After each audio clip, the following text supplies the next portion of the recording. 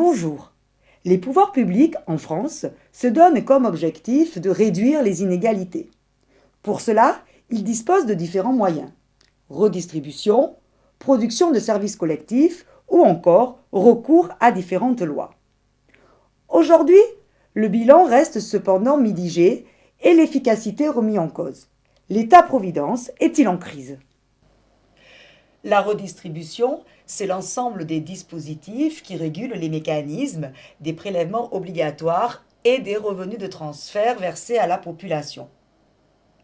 Il en existe deux types, l'horizontale et la verticale.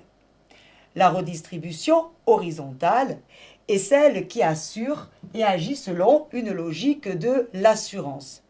Elle est principalement financée par les cotisations sociales et assure l'individu contre les risques de l'existence, la maladie ou encore le chômage. Ainsi, la redistribution va avoir lieu par exemple des biens portants vers les malades ou encore des actifs occupés vers les actuels chômeurs. Les différentes cotisations permettent d'ouvrir à l'individu ce que l'on appelle des droits et pouvoir assurer à ce dernier de recevoir ces types de prestations au cas où il serait malade ou si lui-même se retrouvait au chômage. La redistribution verticale a comme objectif de réduire les différentes inégalités. Elle agit dans une logique de l'assistance. Elle est principalement financée par nos impôts.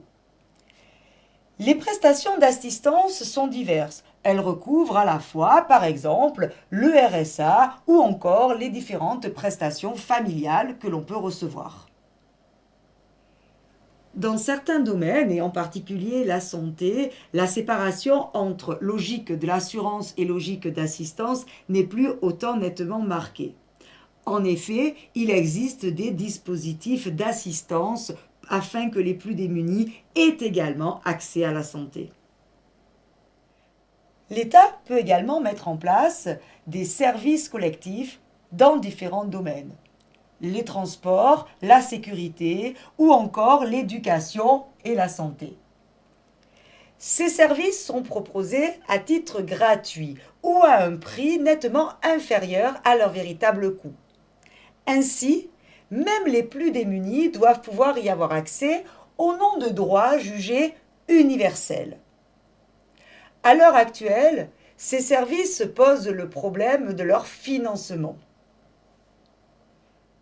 Afin de réduire les inégalités, l'État peut également imposer des lois dans différents domaines. Par exemple, dans le domaine du handicap.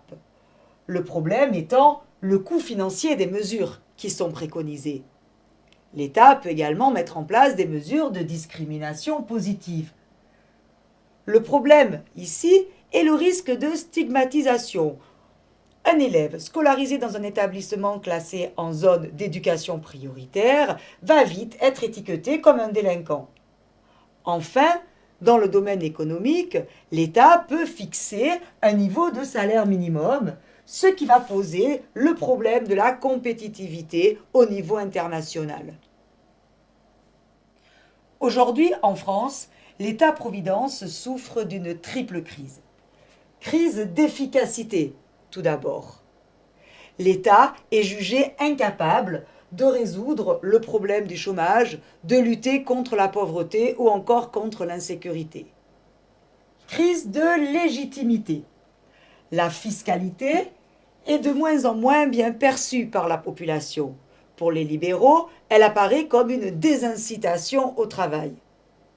Enfin, l'État-providence connaît une véritable crise de financement.